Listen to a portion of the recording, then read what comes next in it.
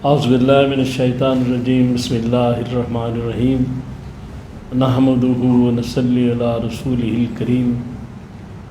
انتہائی قابل احترام سامعین اور مجھ سے اچھے لوگوں، السلام علیکم ورحمۃ اللہ وبرکاتہ۔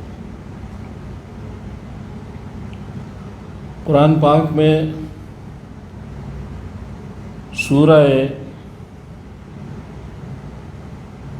مطففین جو ہے اس میں پہلی جو آیات ہیں اس میں بتایا گیا ہے کہ یہ جو ناپ تول میں کمی، یہ بہت گناہ ہے۔ اصل میں تطفیف جو عربی کا لفظ ہے اس کے معنی ہے کم تولنا، کم ناپنا۔ تو قرآن پاک کی جو آیات ہے ان کا اشارہ اسی طرف ہے۔ جو تطفیف ہے یہ تو معنوں کے لحاظ سے تو یہاں تک ہے، لیکن جو مفسرین اور علماء دین نے اس کو بڑی وسعت کے ساتھ بیان کیا ہے، اور آج اسی پہ انشاءاللہ گفتگو ہوگی۔ گزارش یہ ہے کہ یہ سورہ شعراء کی آیت نمبر 189 میں حضرت شعیب علیہ السلام کی قوم پر عذاب کا ذکر ہے۔ وہ بھی اس لیے عذاب آیا تھا کہ وہ ناپ تول میں کمی کرتے تھے، ڈنڈی مارتے تھے، اور وہ اس طرح عذاب آیا تھا کہ ان کے گھروں میں بہت گرمی ہو گئی، اور ایک تھوڑے فاصلے پہ انہیں ابر نظر آیا، بادل، تو وہ ساری بستی اس بادل کے نیچے چلی گئی کہ یہاں سے ٹھنڈی ہوائیں آئیں گی تو بارش ہوگی۔ تو وہاں سے اللہ نے انگارے برسائے اور ساری قوم جھلس گئی، ختم ہو گئی، کم تولنے اور کم ناپنے سے۔ تو یہ تو قرآن نے اس کا ذکر فرمایا۔ باقی یہ ہے کہ اگر ہم اپنے روزمرہ معاملات میں دیکھیں تو تطفیف کا جو وسیع معنی ہے وہ ہر جگہ نظر آ رہا ہے۔ مثلا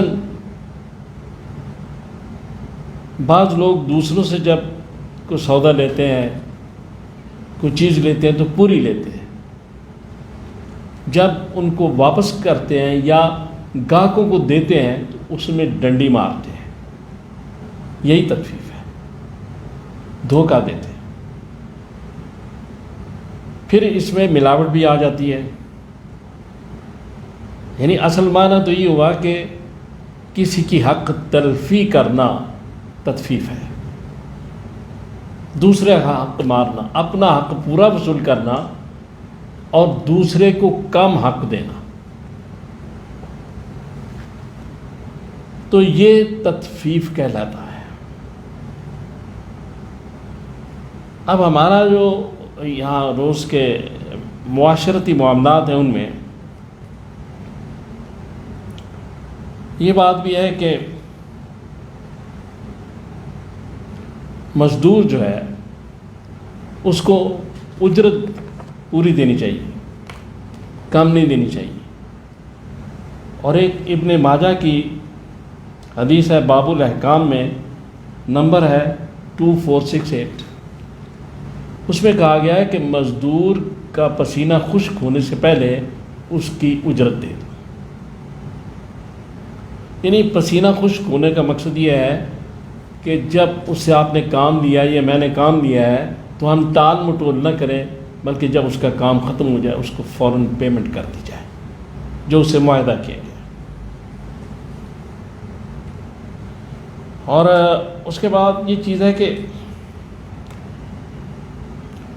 بیوی جو ہے اس کا جو حق ہے اگر پورا کوئی شوہر ادا نہیں کر رہا تو وہ بھی اسی زمرے میں آئے گا تطفیف کے، اور بیوی اگر اپنے شوہر کا حق پورا نہیں کر رہی تو وہ بھی اسی طرح آئے گا۔ اور اگر کوئی شخص بیوی کے حقوق پورے نہیں کرتا تو بہتر ہے اس کو آزاد کر دے یا اس کے حقوق پورے کرے، ورنہ وہ تطفیف ہے، اور یہ بہت بڑا گناہ ہے۔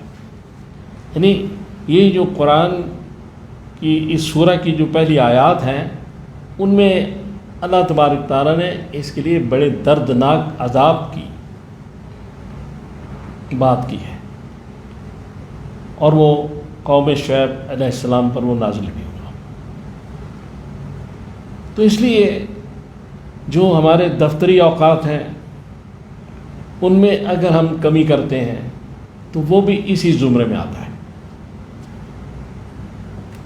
وہ جتنے ہم نے آورز دیے ہوئے ہیں اپنے مالک کو، سرکاری یا غیر سرکاری، وہ سولڈ آؤٹ ہے، ان میں ہم اپنے نجی کام بغیر مالک کی اجازت سے نہیں کر سکتے، وہ بھی اسی زمرے میں بات آئے گی، اور وہ بھی بہت بڑا گناہ ہوگا۔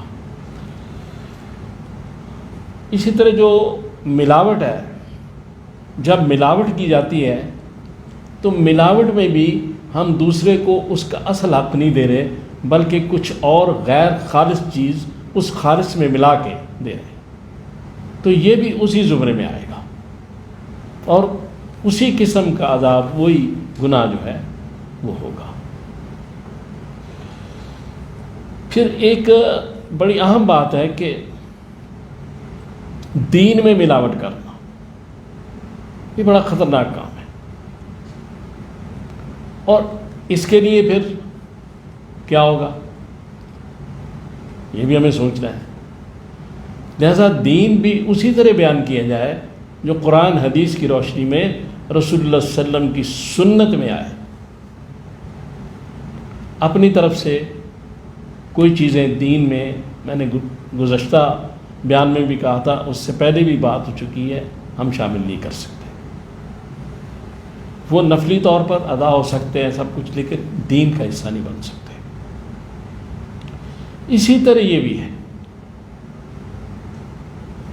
اب آپ دیکھیں کہ یورپ، امریکہ،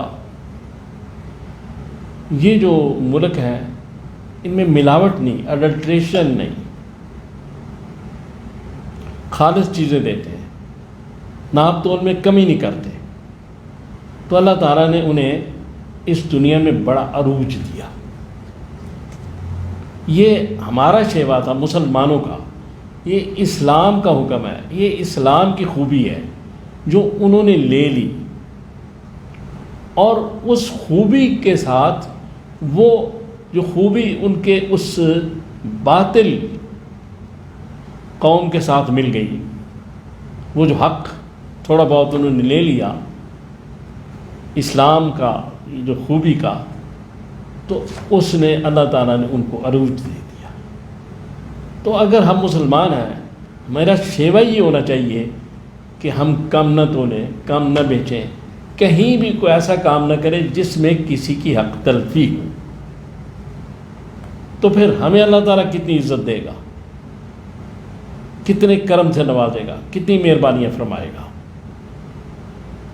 تو اس میں اصل بات یہ ہے کہ اس سورہ میں جو بات کی گئی ہے وہ یہ ہے کہ ہمیں یہ صرف ناپ تول کی کمی اس میں نہیں ہے، بلکہ اس کو وسیع انداز میں سوچنا ہے۔ دوسرے کے حقوق پورے کرنا ہم پر فرض ہے، اور اس میں کمی اگر ہوگی تو وہ تطفیف کہلائے گی، اور وہ عظیم گناہ ہوگا۔ یہ جو معاشرتی چیزیں ہیں انہیں سمجھنا بڑا ضروری ہے۔ ہم اگر صرف ناپ تول میں ہی کمی کو کنٹرول کر لیں، یہ بھی اچھی بات ہے، بہت اچھی بات ہے، ملاوٹ کو ختم کر دیں، اچھی بات ہے، لیکن دین میں بھی ہمیں خالص ہو کے چلنا پڑے گا۔ اور دین میں جو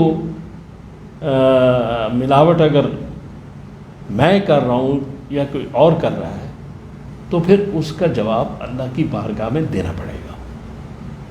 تو اس لیے گزارش یہ ہے کہ یہ جو بھی آپ سے باتیں کی جاتی ہیں، یہ علماء دین، مفسرین اور ان کی روشنی میں، یہ بہت بڑے مفسر ہیں عبداللہ ابن عباس رضی اللہ تعالیٰ عنہ، ان کی تفسیر میں اس مفہوم کو اور وسیع کیا گیا ہے۔ وہ اس کو نماز، روزہ، زکوٰۃ سب تک لے گئے ہیں کہ اگر نماز میں کسی نے کمی کی تو وہ بھی تطفیف ہے، اگر زکوٰۃ میں کی وہ بھی تطفیف ہے۔ یعنی نماز میں کمی کیسے کہ ہم نماز کو پورے سکون کے ساتھ اگر ادا نہ کریں، رکوع میں کمی کر جائیں یا سجدوں میں بیٹھنے میں کمی کر جائیں جلدی جلدی پڑھ کے یا کچھ ہے، تو وہ نماز کی تطفیف کہلاتی ہے۔ لہذا عبداللہ ابن عباس جو ہے وہ یہ فرماتے ہیں کہ ان چیزوں میں بھی ہمیں تطفیف نہیں کرنی چاہیے، اور یہ بھی اسی طرح کے گناہ ہیں۔ مسجد میں نماز پڑھنا، میں اگر نماز پڑھتا ہوں تو میں کوئی احسان نہیں کسی پہ کرتا، لیکن یہ جب میں بازار میں جاتا ہوں پھر وہ نماز میں جو میں عہد کر کے آیا ہوں اللہ کے ساتھ، جو میں نے کہا ہے کہ مجھے سیدھا راستہ دکھا اور مجھے انعمت علیہم کے راستے پہ چلا، مغضوب علیہم کے راستے سے بچا، تو بازار میں بھی مجھے وہی باتیں کرنی ہیں، وہی سوچنی ہے، وہی میرا اللہ وہاں بھی ہے، اسے وہی ہدایت بازار میں بھی مانگنی ہے، جس سے مسجد تک محدود نہیں ہے۔ ہم نماز میں ہی اگر سمجھتے ہیں کہ ہم اس کو دیکھ رہے ہیں، اگر نہیں دیکھ رہے وہ ہمیں دیکھ رہا ہے، تو بازار میں بھی یہی چیز ہے، اسی کو اقیم الصلاۃ کہتے ہیں۔ تو اللہ تعالیٰ سے دعا کریں کہ اللہ تعالیٰ مجھے اور آپ کو توفیق دے، میں نے جو باتیں کی ہم ان پہ عمل کر سکیں، اور اللہ تعالیٰ ہمیں دین کی سمجھ عطا فرمائے۔ آمین۔